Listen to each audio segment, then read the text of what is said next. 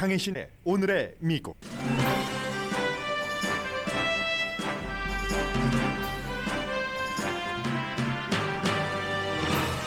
캘리포니아 주지사 선거 마지막 날인 오늘 개표가 시작되기도 전에 부정선거 주장이 판을 칩니다. 부정선거 주장 주요 인물은 트럼프 전 대통령과 공화당 후보 레리 엘더입니다. 게빈 뉴섬 캘리포니아 주지사가 소환 선거에서 진다면 캘리포니아주가 보수가 됐다는 뜻입니다. 그는 지금 큰 폭 승리를 해서 민주당 전국구 정치인이 되는 꿈을 꿉니다. 캘리포니아의 진보를 지키려는 바이든 대통령은 게빈 뉴섬 주지사 캠페인에서 캘리포니아 주민들이 뉴섬 주지사를 소환하면 트럼프를 맡게 될 것이라고 말합니다. 오늘 선거 결과보다 소환 선거 자체가 뉴스가 될 시점입니다. 미국인의 58%는 백신 접종 의무화 정책에 찬성합니다. 그러나 LA 경관들은 백신 접종 의무화에 반대하면서 시정부를 고소했습니다. 반면 부스터샷 접종 시기에 대해서는 백악관과 질병통제국 사이에 의견 차이가 있습니다. 8월의 주요 소비자 물가 인상폭은 전달에 비해 작은 폭 올라서 인플레이션 우려를 낮췄습니다. 그런데도 소비자들은 인플레이션을 걱정합니다. 민주당이 주도하는 부자에 대한 세금 인상안이 발표되자 사회주의라는 비난이 나옵니다. 공화당 전 연방 하원 의원인 조 스카보로는 지난 40년 동안 중간층의 부를 착취한 억만장자들의 세금 인상을 하는 게 사회주의라면 That's okay라고 말합니다. 열대성 폭풍이었던 니콜라스가 텍사스에 다다르기 전에 허리케인으로 강해졌습니다. 앞으로 30년 동안 2억 명 이상이 기후변화로 이주하게 된다는 세계은행 보고서도 나왔습니다. 여러분 안녕하십니까? 오늘의 미국 강혜신입니다. 오늘 미국뿐만이 아니라 이 바이든 대통령 말에 따르면 또 실제로 그렇습니다. 세계가 지켜보는 캘리포니아 주지사 소환 선거 투표 날이지만 마지막 날입니다. 캘리포니아 주민들은 특히 이제 코로나 바이러스도 있고 해서 지난 2020년 트럼프 대 바이든 대통령 선거에서도 70% 이상이 우편 투표로 답을 했습니다. 이번에도 이제 우편 투표가 굉장히 많은데 그래서 오늘이 마지막 날이라고 말씀을 드리는 겁니다. 2018년도에 지지율 62%로 당선된 게빈 뉴섬이 상대 후보와 몇십 퍼센트 차이를 벌리고 당선된 게빈 뉴섬이 코로나 바이러스에 대해서 너무 경제 규제를 강화했다던가 아니면 본인이 거리두기를 하라고 주민들에게 얘기를 하면서 아주 유명한 그 레스토랑에서 밥을 먹었다던가 이런 것들 때문에 공화당이 주도해서 소환 선거를 치러지게 되는데 게빈 뉴섬 주지사나 바이든 대통령을 포함한 민주당 정치인들은 그가 이기느냐 지느냐에 가장 큰 관심이 있습니다. 당연하죠. 그러나 이제 일반 유권자들에게는 어쩜 그것이 제일 중요한 기본 사실이고 또 어느 정도 정해지기도 했기 때문에 선거가 끝난 뒤에 과연 상대 후보가 내가 졌다라고 시인을 할 것인가? 2020년 대선이 연상이 됩니다.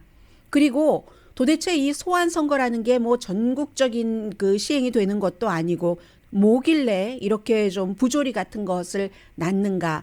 그래서 부정 선거, 소환 선거 자체에 대한 소환에 대한 투표로 하는 그 자체에 대한 여러 가지 뉴스들을 여러분들께서는 끊임없이 듣게 될 가능성이 아주 높습니다.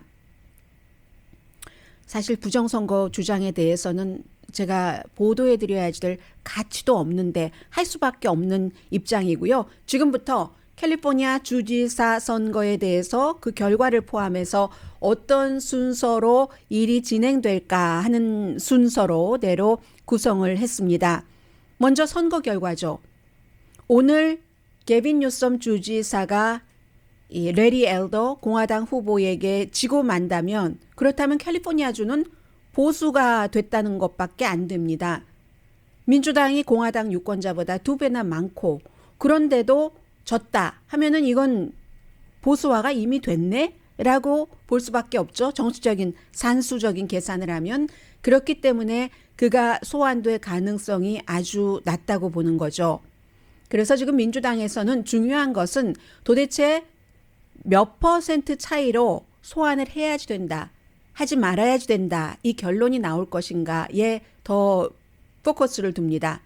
만약에 아주 큰 폭으로 소환에 반대하는 그러한 결과가 나온다면은 게빈 뉴섬 주지사는 전국적인 민주당의 스타로 발돋움하는 계기를 맞게 됩니다.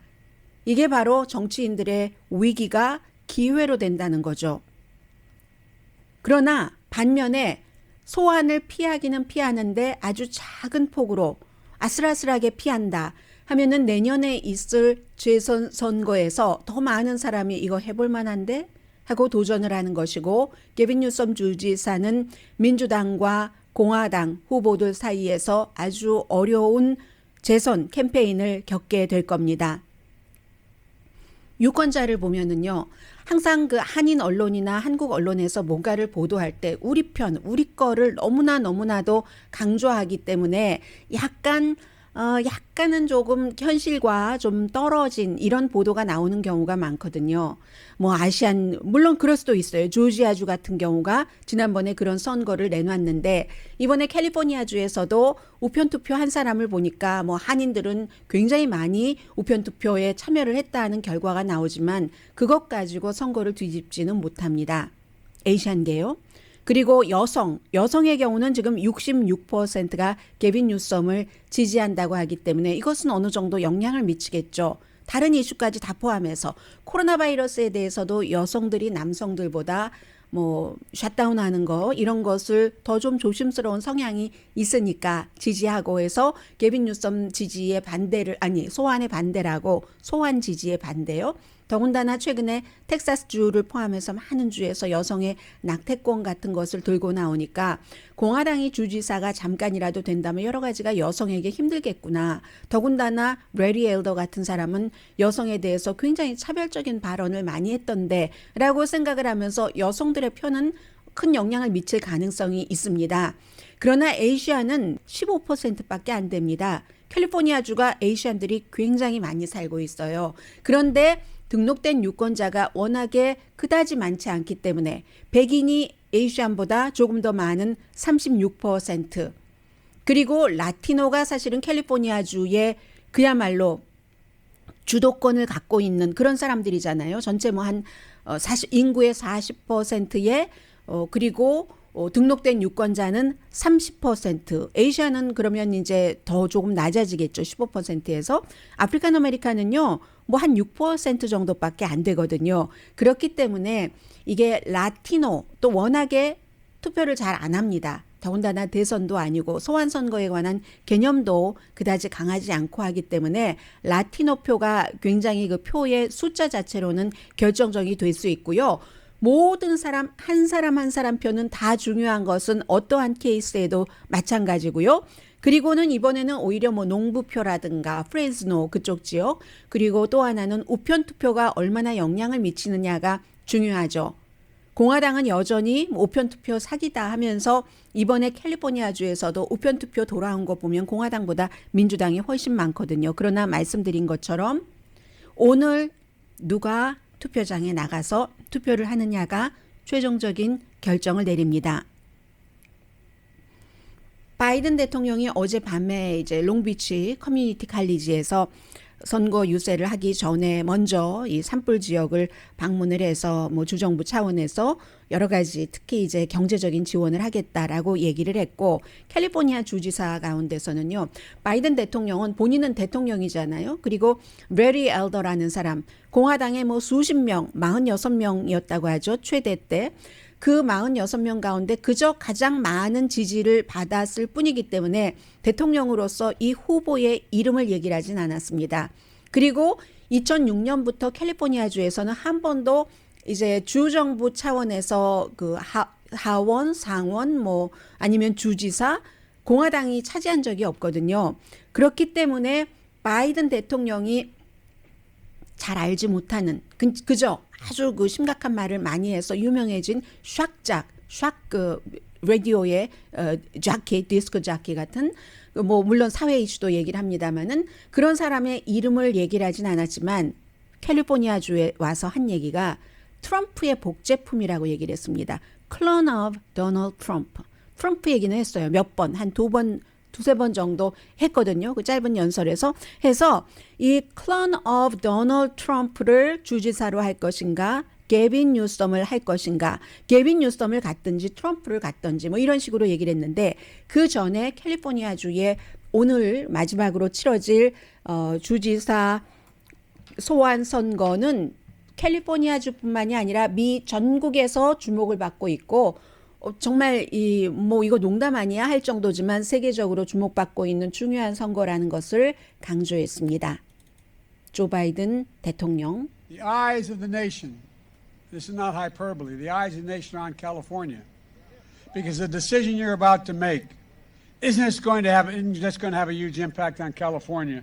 It's going to reverberate around the nation, and quite frankly, not a joke, around the world. 네, 조크가 아니라고 하죠. 세계에도 다 그 영향을 미치는 정말 세계 언론이 다 지켜보고 있습니다. 그러면서 이제 미국의 방향, 그 트럼프에 대해서 그 어떤 그 트럼프가 만약에 성공을 했다면 팬데믹이라든가 낙태 권리라든가 기후변화를 어떻게 할 것인가. 이 레리 엘더라는 사람이 바로 트럼프 전 대통령의 복제 인간이다라고 얘기를 합니다. He's leading the other team. He's the clone of Donald Trump. Can you imagine him being governor of this state? You can't let that happen. 네, 레리 엘더라고 얘기하지 않고 The Other Team이라고 얘기를 하죠. 그리고 캘리포니아주에서는 정상적인 선거로는 공화당에서 주지사를 내기 힘든 형편입니다. 이런 것을 기회로 삼고 있는 것이고 그럼 만약에 지금 예상대로 이변이 없다면 내일 게빈 뉴섬이 소환되지 않고 나서 레리 엘더가 승복할 것인가. 여기에 대해서 레리 엘더의 캠페인 측에서 돈을 지불하는 웹사이트라든가 이런 데를 보면은 알 수 없습니다. 주의회가 선거조사를 조사하라는 청원서에 이미 서명을 받고 있어요. 투표가 끝나지도 않았는데 어떤 형태로든 부정선거라는 얘기입니다. 가짜 주장이죠. 선거가 제3세계에서 진행됐다. 많이 듣던 얘기예요. 2020년도에 그런 얘기 많이 있었습니다. 러시아나 베네수엘라 이란 같은 데서 선거가 있었고 그 뒤에 이제 도미니언에 대해서 어떻게 말할지 모르겠어요. 말을 안 하겠죠 아마. 지금 소송을 많이 하고 있으니까 8월 달에 만들어진 특히 이제 그 스탑 캘리포니아 사기 이런 그 웹사이트에서 제가 지금 말씀드린 것과 같은 주장을 계속 하고 있는데 지금까지는 정말로 이런 것까지 말씀드려야지 되는가 싶어서 말씀을 드리지 않았는데 레리 엘더 자신이 그 주요 매체와 인터뷰를 할 때 선거 결과 승복하겠는가라고 얘기를 하면은 공정한 선거였는지 함께 한번 우리 그것을 뭐 조사해 보자 이런 식으로 답변을 하고 있거든요. 그리고는 트럼프 전 대통령이 지금은 소셜 미디어를 다 쓰지 못합니다. 유튜브, 페이스북, 트위터. 그런데도 여전히 뉴스맥스, 팍스 같은 데 출연을 하죠. 지난주에도 뉴스맥스에 출연을 해서 부정선거를 운운했거든요. 아마도 부정선거일 거야. 캘리포니아주. 선거가 결과가 나오지도 않았는데 이렇게 얘기를 합니다. 트럼프 전 대통령은 본인의 대선 과정에서도 선거 치러지기 몇 개월 전부터 부정선거라고 얘기를 했었고요. 그리고 트럼프 대통령의 Save America PAC 그 정치 그 단체에서는 소환 선거가 부정선거가 아니라고 생각하는 사람이 있겠는가? 물음표. 지금 들어가 보시면 압니다. 이렇게 써 있습니다. 2020년 대통령 선거 당시만큼 노골적이지는 않지만 그때가 더 큰 피해자였다는 것을 가짜 주장을 하는 거죠. 이렇기 때문에 사실은 화합을 중요하게 생각하는 미국에서 주요 인물이 숨지면 트럼프 전 대통령 오지 말아라 하는 유언을 남기고 9.11 20주년 행사에도 전현직 대통령이 모이지만 트럼프 전 대통령과는 그 바이든 현 대통령, 오바마 전 대통령, 클린턴 전 대통령 다 미국을 생각하고 화합을 중요하게 하는 사람인데 가장 중요한 화합의 자리에도 트럼프 전 대통령을 초대하지 않는 겁니다. 그리고 이것이 트럼프 전 대통령이 이미 이 캘리포니아주 소환 선거에 개입을 한 거죠. 캘리포니아주 선거가 관심이 있다기보다는 계속 본인의 그 어떤 정치적인 관심을 끌고 가기 위해서 팍스뉴스의 호스트도 뭐 게빈 뉴섬이 자리를 지킬 유일한 길은 투표 사기다 이런 말씀드리죠. 토미 라렌이라는 팍스네이션을 진행하는 이런 사람 이렇게 얘기를 했고요. 트위터나 페이스북은 2020년보다는 낫지만 여전히 지금도 캘리포니아주 소환선거 가짜 이런 단어가 최근에 굉장히 많이 늘어났고요. 유튜브에서도 5배 늘어났다는 얘기죠. 기본으로 돌아가겠습니다. 이게 이제 내일 선거가 끝나고 아니면 좋지만 부정선거에 관한 주장이 나올 수도 있다는 것을 제가 미리 조금 말씀을 드린 거고요. 그 다음에는 어떤 일이 일어날 것인가 하면은 소환선거에 대해서 아마 그 얘기가 되고 내년에 캘리포니아 주지사 선거 재선을 즈음해서 이 소환선거에 관한 굉장히 많은 논란이 있을 겁니다. 탄핵과 소환의 차이점은 탄핵이라고 하는 것은 우리가 빌 클린턴 전 대통령, 트럼프 전 대통령, 최근에 이제 탄핵을 피하기 위해서 자리를 내려왔었던 무슨 앤드류 쿠머 뉴욕 주지사, 리처드 닉슨 전 대통령도 마찬가지였고요. 범죄를 저질렀을 때 빌 클린턴 전 대통령의 경우는 위증을 했다던가 대배심에 대해서 트럼프 전 대통령은 뭐 우크라이나 대통령과 통화를 해서 자신의 정치적인 적인 바이든 후보에 대해서 나쁘게 하라고 했다든가 이런 형태로 죄를 범죄, 크라임을 저질렀을 때 하는 것이 탄핵이고 연방은 대체로 이제 주의회라든가 아니면 연방 상원 뭐 이런 데서 하고요. 그에 비해서 소환은 선출된 공직자 내가 투표를 하기는 했는데 하는 게 마음에 들지 않아. 이 지금 그 게빈 뉴섬처럼 너무 좀 딱딱하게 했어. 코비드 정책에 대해서. 이런 식으로 해서 그 사람이 임기가 끝나기 전에 투표를 통해서 일반 유권자의 투표를 통해서 그 자리에서 끌어내리는 게 소환입니다. 주지사로서 만약에 이번에 소환된다면 정확하게는 3번째예요. 4번째라고 지적하는 사람도 있는데 1921년도에 노스다코타 주지사 그리고 2003년도에 그레이 데이비스 1988년도에 애리조나 주지사도 한번 그 탄핵이 뭐 거의 됐지만 투표하기 전에 이제 소환이 됐지만 된 것이나 마찬가지였지만 소환 투표를 하기 전에 탄핵돼 버렸습니다. 그래서 이제 이번에 게빈 뉴섬이 된다면 탄핵되는 소환되는 주지사로서는 3번째고요. 미국은 정말 오래전에 1631년도에 식민지 시대죠. 독립 선언하기도 전이에요. 그때 군법에서 이제 그 군인 소환하는 것, 이 소환이 처음 시작된 때는 1631년이고요. 여러 주에서 뭐 상원의원 정도 소환하려고 했다가 실패를 했고 그 20세기에 들어서 굉장히 큰 비즈니스가 된 거죠. 소환이라는 게.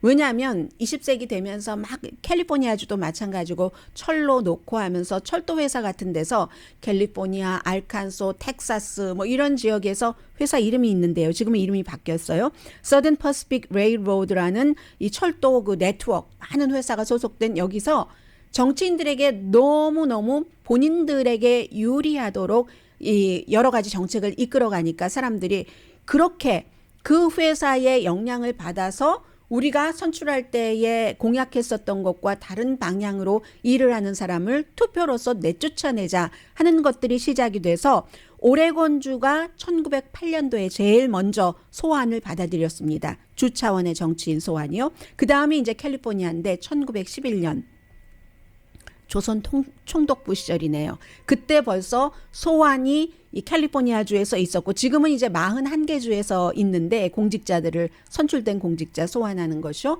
19개 주에서는 이제 주의 정치인, 주 레벨의 정치인도 소환 선거를 통해서 소환되기도 하고 리콜이요 되기도 합니다. 그래서 이게 끝나면 왜냐하면 캘리포니아의 이 소환 선거도 만약에 레리 엘더가 15%만 받고 게빈 뉴섬을 소환하지 말아야 된다 하는 게 49%면 이게 더 많잖아요. 소환하면 안 된다 하는 게 많은데도 이렇게 되는 겁니다. 주마다 또 그게 다 달라요. 달라서 캘리포니아주처럼 캘리포니아는 소환선거 청원이 어떻게 되냐면 바로 직전 선거에서 투표한 그 유권자의 12% 정도 되는 서명을 받으면 소환 그 투표를 붙일 수 있거든요. 그런데 뭐 대부분의 주는 한 20% 이상 돼야지 되고, 이런 불합리한 점들 때문에 과연 이게 공정한가? 돈은 얼마나 많이 썼다고요? 2억 뭐 7천만 달러 이상 쓰고 이게 공정한가 하기 때문에 소환 투표를 앞으로도 계속 한다면 뭐 이 청원서를 받는데 퍼센티지를 높인다던가 여러 가지 구체적인 것을 다시 정해야지 된다. 그러니까 이게 사실은 진보가 정한 거죠. 이 어떤 철도 회사들 그런 그 네트워크가 국민들에게 뭘 좀 잘 못해줘 하면서 일하는 사람들이 했는데 본인들의 뜻과는 다른 결론이 나오기도 하고, 이번에 캘리포니아처럼 이런 정도의 여러 가지 그 부작용들이 나오기 때문에 이번에 소환 선거가 끝나고 나면은, 투표가 끝나고 나면 분명히 이런 문제들이 굉장히 그 많이 얘기가 될 것이다 하는 게 캘리포니아주 주지사 소환 선거에서 마지막에 가면 이런 그 정점을 찍을 것 같습니다.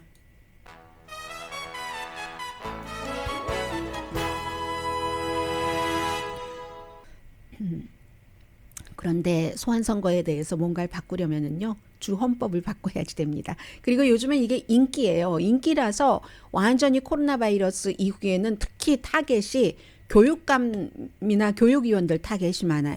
마스크 착용에 뭐 반대하는 사람들, 뭐 백신 접종에 반대하는 그런 사람들 해서 코로나 바이러스가 시작되기 전인 2019년에 비해서 이 공직자에 대한 그 소환 시도가 2021년 올해 1월부터 9월까지 지금 한 500회가 시도가 됐거든요. 2019년보다 15% 많은 것이고, 특히 교육위원이 완전히 그 파퓰러한 타겟이 돼가지고요, 목표가 돼서 교육위원에 대한 이 같은 그 소환 운동은 2019년에 비해서 3배나 늘어났습니다.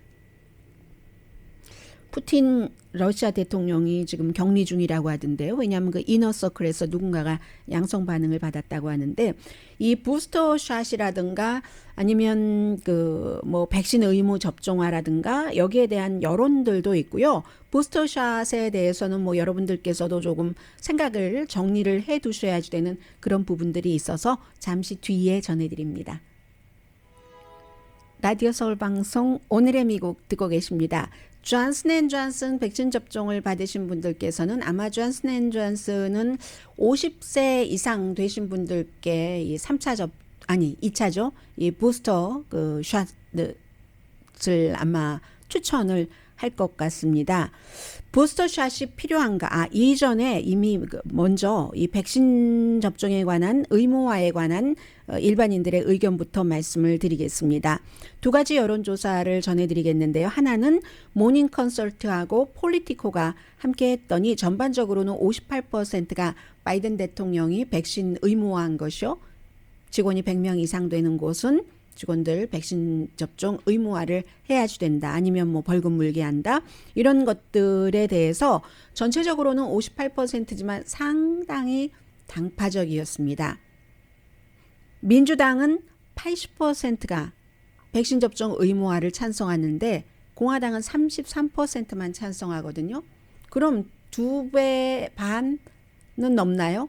그 차이 자체가? 그리고 왜냐하면 이유에 대해서 백신 접종을 의무화하라고 하는 것은 공화당은 66%가 권리 위반이라고 생각합니다. 개인의 권리 위반이라고 생각하는데, 그런데 거의 똑같죠. 67%의 민주당은 그게 개인의 권리를 보호한다는 답변을 합니다. 똑같은 사건인데 공화당은 왜 나에게 맞으라고 하느냐, 맞기 싫은데, 개인의 사생활 침해라고 보고, 민주당은 나는 맞았는데 당신 때문에 내가 이 바이러스에 걸릴 확률도 있잖아. 다른 사람도 생각해야지 하면서 개인의 권리 보호라고 답변을 하는 겁니다. 그런데 이제 여론조사를 악시오스와 입소스가 같이 한 것을 봐도 마찬가지예요. 60%가 바이든 대통령의 백신 접종 의무화를 지지하니까, 그러면 모닝 컨설트하고 폴리티코가 한 것보다도 2%포인트 백신 접종 의무화를 더 많이 지지하는 셈입니다. 여기서도 역시 공화당과 민주당이 너무 많이 갈리기 때문에 공화당은 33%가 지지하고 66% 반대. 그에 비해서 민주당은 84%가 지지하고 16%가 반대합니다. 무당파를 보겠습니다. 61%가 바이든 대통령의 백신 접종 의무화를 지지하고 39%가 반대합니다. 그러니까 전반적으로 보면은 이 민주당과 무당파를 합치면 훨씬 많은 게 되죠. 이 상황에서 지금 부스터샷이 2차 접종 끝났는데 3차 접종, 1차 접종 존슨앤존슨으로 끝냈는데 2차 접종 필요한가? 여기에 대해서는 어제 영국에서 가장 권위 있는 유럽에서 세계에서 제일 권위 있는 뉴 잉글랜드 저널 오브 메디신과 함께요. 저쪽 동부에서 발행되는 그 랜셋의 많은 세계적인 보건 전문가가 미국에서 얼마 전까지 식품의약국의 책임자로 일을 했었던 이 분야, 그리고 이제 은퇴하고 그만두고 있던 그 두 사람을 포함을 해서 부스터샷을 언젠가는 다 맞아야지, 모든 사람들이 맞을 수 있다면, 그러나 지금은 아니라고 보는 그 의견에 대한 그런 얘기들인데요. 이스라엘 같은 경우는 3번째하고 지금 4번째예요. 다른 나라보다 더 많이 맞게 했고, 그리고 이제 인구가 작으니까 많은 어떤 나라에서는, 미국에서는 그렇게까지 하지 않으니까, 미국이 최강대국이고 열등감도 없고 하니까 우리가 세계에서 1, 2, 3위야 이런 것을 늘 말하진 않죠. 오히려 이런데 왜 안 맞는 사람들이 있는가, 이런가 하는 그런 다른 부분들을, 나쁜 부분들을 지적을 하는데, 어떤 나라에서는 우리가 세계 몇 번째로 많고 미국보다 많고, 인구를 계산을 해야죠. 또 인구가 3억이 넘는 곳과 인구 몇백만 명, 몇천만 명 있는 곳과는 그 비율을 계산할 수도 없고, 지금 이만큼 따라잡았다 해서 이 빠른 시간, 특히 이 빠른 시간에 우리가 이만큼이나 많이 그게 중요한 게 아니죠. 빠른 시간이든 늦은 시간이든 이 코로나 바이러스 백신에 대해서는 지금 현 시점에서 얼마나 많은 국민이 했는가. 그렇기 때문에 수치 보도에 대해서 여러분들께서 들으실 때도 미국에서도 마찬가지입니다. 팍스냐 CNN이냐 아니면 NPR이냐 PBS냐에 따라서 정말로 어디가 공정하게 얘기를 해주는가, 본인들 좋게 그 숫자를 해석을 하잖아요. 그런 것 하지 마시고, 보면은 백악관과 식품의약국이 지금 보면은 거의 이제 같이 움직이는 것처럼 보이고요. 질병통제국이 부스터샷을 빨리 모든 사람에게 하는 것에 대해서 조금 주춤거리는 것처럼 충분히 보이거든요. 왜냐하면 백악관과 식품의약국에서는 빨리빨리 질병통제국에서 공식적인 데이터를 내놔라. 그래야지만 우리가 부스터샷에 대한 그 플랜을 아주 더 빨리 세울 수 있다라고 하는데, 질병통제국에서는 얼마 전부터 이제 백신 접종을 받았는데도 감염되는 그런 돌파 감염 같은 것에 대해서 자세히 내놓지 않잖아요. 빨리빨리 모든 사람들 다 이 백신 접종 시키는 것에 백악관과 식품의약국 속도만큼 이 질병통제국이 따라가길 원치 않기 때문에 그렇습니다. 그래서 오히려 그 질병통제국 같은 데가 maybe 세계의 추세로 같이 간다. 어떠한 면역력이 굉장히 빨리 약해지고 지금도 약하고, 그런 사람의 경우는 부스터샷도 맞지만, 그렇지 않은 경우는 큰 그림을 보면은요. 예를 들어 백악관은 굉장히 정치적이니까 지금 당장 미국이 어떻게 되는가, 여기서 어떻게 되는 것, 이것을 중요하게 생각하지만, 질병통제국은 정치 집단이 아니잖아요. 의학 이런 것을 하는 세계 보건, 공중보건, 이런 보건 안보 이런 것을 생각하는 그런 집단이기 때문에, 여기서 지금 막아도 요 옆에서 안 막으면 또 뚫리고 이걸 생각을 해서 여러 가지를 계산할 때 합리적인 것은 지금 부스터샷을 미국 사람들만 다 놓는 것보단 미국 사람들 부분적으로 놓고 다른 나라도 백신 공유하고 하는 것에 동의를 하는 것처럼 보입니다.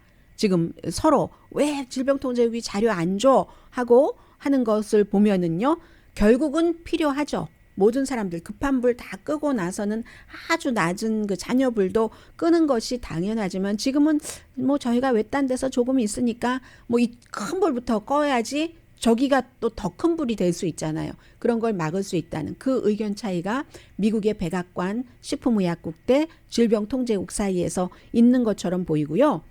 또 저는 이 부분에 여러분들께서 굉장히 조심을 하셔야 된다고 생각을 하는데, 경관들이 뭐 로스앤젤레스뿐만이 아니라 시카고, 뉴욕 굉장히 백신 접종률이 낮습니다. 일반에 비해서.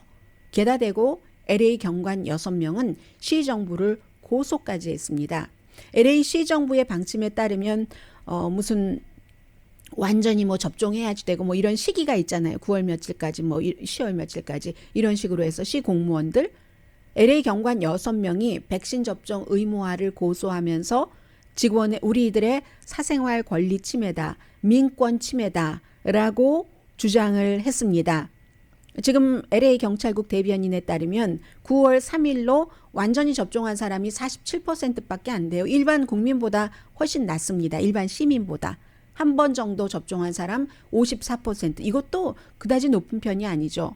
전 국민이 이제 7월 4일보다 한 달 뒤에는 70% 이상 한 번 접종 받았는데 이렇게 되는 경우는 불특정 다수를 대하는 경관들이 오히려 바이러스를 퍼뜨릴 수 있는 그런 케이스가 되잖아요. 그리고 LA 경관뿐만이 아니라 이 같은 추세가 캘리포니아주에서도 굉장히 지금 퍼지고 있거든요. 경관들이 백신 접종 받으라고 하니까 경찰국을, 시정부를 고소를 하는 겁니다.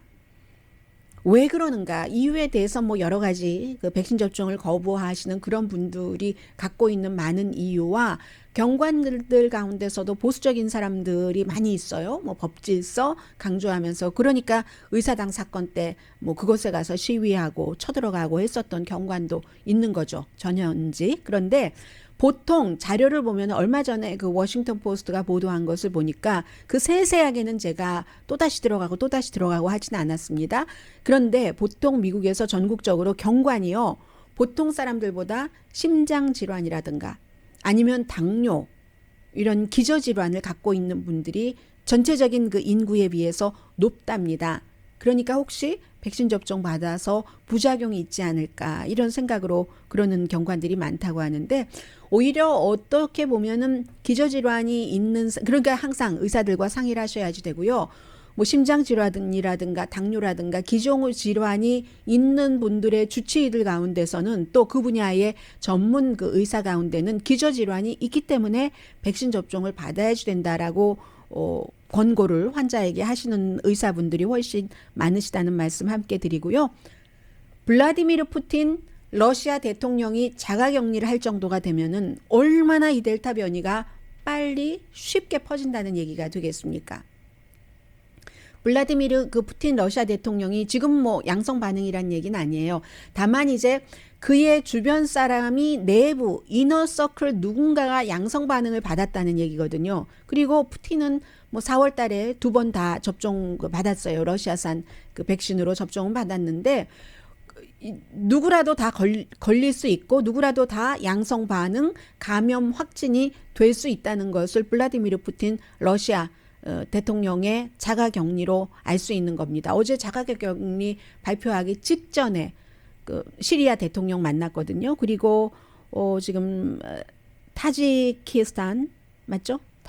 타지키스탄이든가 타지키스탄 대통령도 만날 예정이었는데 결국은 뭐 자가격리하니까 전화로 하기로 했고 그리고 이제 바사르 알 아사드도 시리아 대통령 어제 격리 바로 발표하기 전에 뭐 만났으니까 지금쯤이면 테스트 했겠죠. 그만큼 굉장히 조심하셔야지 되는 게 이 코로나 바이러스, 변이 바이러스라는 말씀 드리고요. 잠시 뒤에 경제 뉴스 좀 전해드립니다.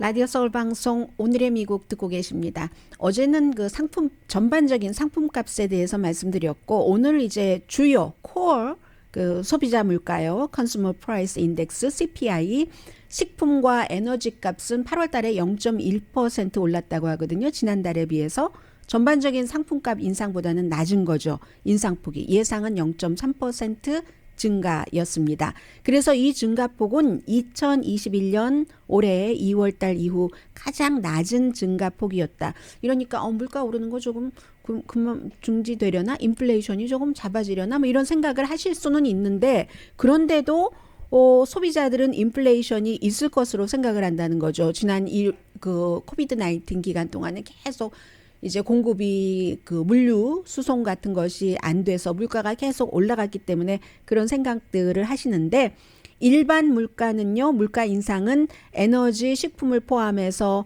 아무튼 뭐 수치를 너무 말씀드리는 것은 별로 좋지 않은 것 같고요. 에너지는 1년 전에 비해서 25%가 올랐습니다. 많이 그래도 그 오른 편이에요. 또 1년 전보다는 한 달 전보다는 뭐 0.1% 식품과 에너지를 합쳐서 그렇게 올랐지만 1년 전보다는 25%가 올랐고 가솔린 값은 저 어제 가솔린 넣었어요. 42%가 올랐습니다. 중고 자동차와 트럭은 8월 달에 7월에 비해서 조금 나아진 편입니다. 1.5%만 올랐고요. 호텔과 모텔 값은 3.3% 내려갔습니다. 델타 바이러스 뭐 영향이 있겠죠. 비행기 티켓은 9.1%가 내려갔습니다. 그래서 이제 이거 인플레이션이 아주 핫하면 어떡하지 하고 연준에서 뭐 여러 가지를 생각하고 있었을 텐데 그것이 어쨌든 인플레이션이 그렇게 핫하지는 않는다. 그러면 그동안 수없이 바이든 대통령이 얘기를 해왔었던 임시야 물가 상승은 이대로 가는 것인가 하는 것을 지금은 확정은 아니지만 지켜봐야지 되는 부분이고요. 어제 그 3조 5천억 달러의 전체적인 그 지출한 패키지에 어떻게 그 돈을 가져올 것인가 하는 것에 대해서 좀 말씀드렸었잖아요. 이게 10년 동안에 한 2조 1천억 달러를 법인세 오른다던가 고소득자 500만 달러 이상 버는 사람에게 누진세 3%를 적용한다던가 그런 식으로 해서 고소득자의 세금은 37%에서 39.6%, 기업 세금은 21%에서 26.6%, 자본소득세도 조금 올리고 그런데 상속세 같은 것은 그대로 두는 것 같아요. 아닙니다. 지금 이번 주에 투표는 하게 될 텐데 통과된다고는 말씀드릴 수 없고요. 그래서 이게 아닌데 이렇게 하니까 그래서 그렇게 거둔 돈을 기간 산업에 쓰고 무슨 소셜 네트워크에 쓰고 여러분들 푸드 스탬프라든가 또 메디케어라든가 이런 것을 확장하고 싶어 하는 거죠. 바이든 대통령은 기후 변화를 막기 위해서 쓰는 것과 함께 그랬더니 바로 하루 종일 사회주의다라는 얘기가 나오거든요. 그러니까 조 스카보로의 그 모닝조, MSNBC의 모닝조의 그 두 사람이 이제 같이 사는 사람들이고요. 그리고 남자 여자가 미사 그 브레즌스키와 이 조 스카보로는 플로리다가 지역구인 공화당의 연방 하원 의원을 했었던 사람인데 이 사람이 얘기를 합니다. 지난 40년 동안 미국 역사상 최대 부의 재분배의 사기 행각은 중간층이 열심히 일하면 거기서 뺏어서 약탈해서 억만장자들의 은행 어카운트에 계속 돈을 집어넣어 준 거. 그게 지난 40년 동안의 가장 큰 사기였어. 경제 분야에서 이렇게 얘기를 하면서 무슨 아마존이나 쉐브론이 이 세율에 따르면 수백만 달러를 더 내야지 된다고 하니까 오늘 뉴욕타임스는 그렇게 지적하던데요. 그런 회사들이 어떠한 것을 딱 루폴 빠져나갈 구멍으로 해서 세금을 하나도 안 낸 분야도 있어. 억만장자들도 세금 하나도 안 낸 게 있어. 이런 식으로 얘기를 하고 있는데 분명한 건 헤지펀드 매니저가 얼마나 돈을 많이 벌겠어요. 그런데 그 헤지펀드 매니저의 벤틀리 운전기사 이런 사람들은 운전도 직접 안 합니다. 운전기사나 헤지펀드 매니저의 비서가 세금률은요. 액수는 헤지펀드 매니저가 더 많이 내겠죠. 어떤 경우는 빠져나간다 하더라도 내는 부분은. 그러나 세금률 자체는 그 헤지펀드 매니저의 운전기사와 비서가 더 낸다니까요.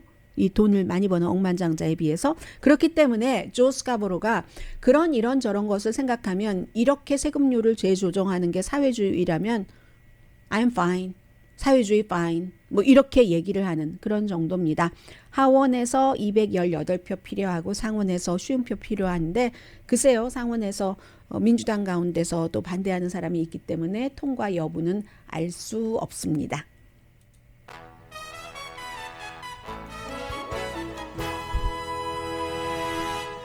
라디오 서울 방송 오늘의 미국 듣고 계십니다. 텍사스 특히 이제 휴스턴을 중심으로 해서요. 해안가 이미 이 니콜라스가 어제는 열대성 폭풍이었는데 지금은 허리케인 그 강도 1 정도는 되거든요. 해서 계속 뭐 시속 어제는 뭐 60마일 바람이라고 하더니 지금 75마일 이상 불고 있고 어떤 지역은 비가 20인치 이상 내릴 것이라고 하거든요. 루이지아나 해안 쪽도 지금 마찬가지입니다. 전기 나간 곳 굉장히 많고요. 올 들어서 니콜라스가 14번째 그런 그 허리케인이기 때문에 준비하실 분들은 늘 허리케인이 오는 그런 지역이기 때문에 라디오 잘 들으시고요. 세계은행이 발표한 것 보니까 앞으로 30년 동안 2억 명이 이 같은 기후 변화로 인한 여러 가지 기타 등등등등 때문에 집을 떠나야 된답니다. 물도 부족하고 농작물도 수확이 제대로 되지 않고 해수면이 올라가고 뭐 플로리다 콘도미니엄 붕괴 이런 것도 어느 정도 영향을 미쳤을 수 있고요. 기온이 올라가고 그렇기 때문에 기후 이민자라고 이름을 부르고 있는데 라틴 아메리카가 됐던 노스 아프리카가 됐건 아시아도 마찬가지고요. 아예 나라를 떠나야 되는 사람들도 많이 있다는 얘기입니다. 의회에서는 지금 국무장관을 불러서 아프가니스탄 철군 왜 그렇게 잘 못했어 하고 따지고 있고요. 시애틀의 어떤 가정, 멕시코 이민자 가정에서는 아프가니스탄 난민을 받아들여서 함께 생활한답니다. 강혜신이었습니다.